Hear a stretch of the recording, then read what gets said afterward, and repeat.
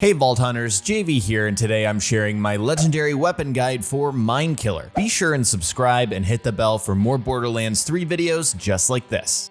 One of the very first bosses in Borderlands 3 drops a legendary shotgun called Mindkiller. I'm sure you guys have seen this in the pre-release footage, but nonetheless I wanted to cover it because it's really awesome. This thing packs a serious punch for many levels, and it's one of the best close range options for a good chunk of the game. Let's start with a brief review of this gun. The Mindkiller is very effective at short to medium range, and it can be used as a go-to option in your arsenal. Although it doesn't have an element attached to it, which is really weird for a Maliwan, we do have a hidden elemental damage bonus that does make up for that. Coupled with a projectile speed boost, I've been using the Mindkiller far beyond its level 8 requirement. It's an absolute monster, and it's 100% worth your time to grab. I couldn't recommend this weapon anymore, especially if you're going for an aggressive playstyle like I am with my Brawl Tree Amara, but also if you need a close range complement for your kit. If you don't want to melee and you want to deal some actual damage and you're not spec'd into melee, this is a great option. So let's look at what you need to do to grab the Mindkiller. First, you must complete the story mission Taking Flight. This is after the mission called Cult Following, where you meet Mouthpiece for the first time. This is still on Pandora, but because of the narrative, Mouthpiece doesn't respawn until you complete the next mission, again called Taking Flight. So once you complete that, you can head back to Pandora and effectively farm for this weapon.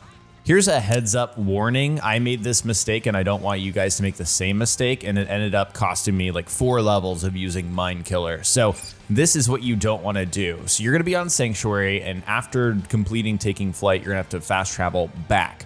The thing is, when you go to the fast travel beacon on Sanctuary, you need to switch it to Orbit View. I thought there was no fast travel location for me to go to, and I thought that the game effectively locked me out of going back to Pandora, but I was way wrong. When you're docked outside of Pandora, again, go to the fast travel point, click Pandora, Orbit View, then select Ascension Bluff, then you'll be able to teleport straight down there. You can and should do this as quickly as possible to get the most out of this weapon, around level 8 or 9.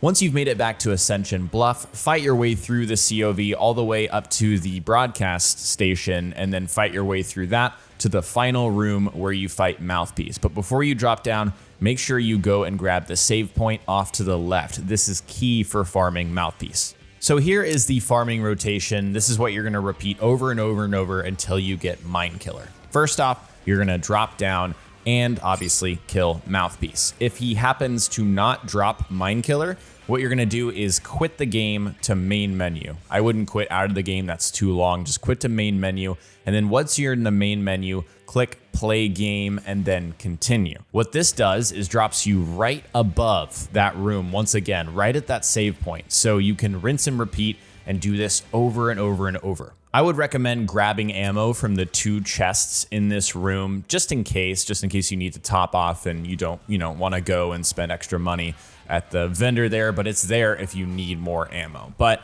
using this process, it only took me about 25 minutes at level 11, and then this actually leveled me up all the way to 13. So I would say this is probably like 2 minutes per attempt. I attempted this probably 10 to 15 times before I got Mindkiller to drop. But if you keep in mind, this is a very small investment for a gun that's going to last you hours. I mean, I've been using this thing up until level 14 and I'm still using it. So it's very much worth your time. Now that you've got Mindkiller, let's dive into this shotgun in depth and figure out why it's so good. So this is the weapon card. When all of the pellets land on your target, this shotgun deals 117 base damage. The accuracy is a bit low at 53%, but I've found that this doesn't factor in too badly because it's got a tight spread already and it's fairly functional at medium range. You can shoot this thing further than you think you can. It has 48% on handling, and the reload time is really quick at 2 seconds flat. The fire rate is fairly slow at 1.31 per second because you're charging up each shot. That's what you get with a Maliwan, but the magazine size is nice and healthy at 8. The red text on this one reads, "I must not fear. Fear is the Mindkiller," which is a quote from Dune. For you lore/sci-fi fans, that's where that comes from. This is definitely a Dune-inspired gun. On the weapon card, it says we have a bonus plus 41% weapon damage, plus 20% charge speed, and 1.8 times weapon zoom. Once again, this is a Maliwan shotgun, but interestingly enough, it's unique in that there are no elements attached to it, and there's only a single firing mode. So you can't switch to another mode, and it's not dealing like shock damage or fire, for example. It deals normal physical damage. So that translates to 100% damage to flesh, 100% to shields, and then 80% to armor across all modes. Long story short, this gun is effective against most resistances and shouldn't be a concern. Let's dive into the weapon part attributes, which is really awesome because it shows hidden characteristics for this gun.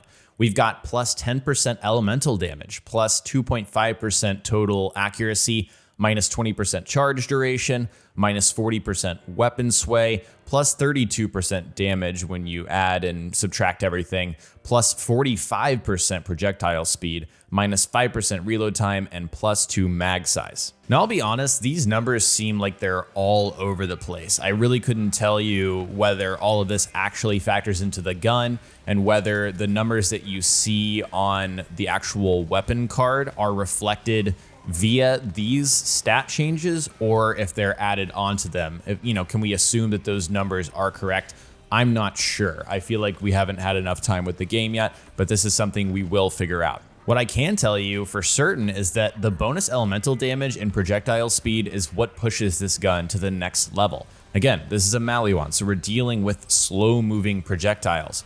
Your fire, your pellets are not going to reach their target immediately. It's not hit scan. So the fact that we have extra speed on that means these shots are going to hit your target more often than miss compared to a normal Maliwan gun or shotgun. So to wrap up my thoughts on the Mind Killer, it's a beast. I really like it, and I've found it synergizes really well with my close range Amara build. I seem to tear through enemies at close range, and I even deal decent damage to them at medium range. A lot of the time, I'm not aiming down sight. It seems like the spread, the natural accuracy of the Mind Killer lends to itself. So you don't need to aim down sight necessarily, just kind of generally aiming for your target. A lot of those pellets are going to hit as long as they're within the target reticle. This is an instant equip for me, probably across any character, no matter the build, because again, you're gonna get this early on in your playthrough. Maybe when you're on True Vault Hunter mode, that might change things because you have more skills to work with and more specialization going on, but especially on your first playthrough, this thing is a monster. You should absolutely get it. There is my guide for Mind Killer. I hope this helps you make the decision to grab this weapon and tear through the early to mid game. In the comments section, let me know. Do you have a favorite weapon so far in your first playthrough? Something that you really like to use and can't put down? Share your thoughts below. If you enjoyed the video, hit that like button and remember to subscribe and hit the bell for more Borderlands 3 content like my last video, which covers 10 things to remember in your first playthrough. Stay up to date with my content by following me on social media, Twitter, Instagram, and join my community over on my Discord server, links in the description below. Thanks so much for watching, and I'll talk to you next time.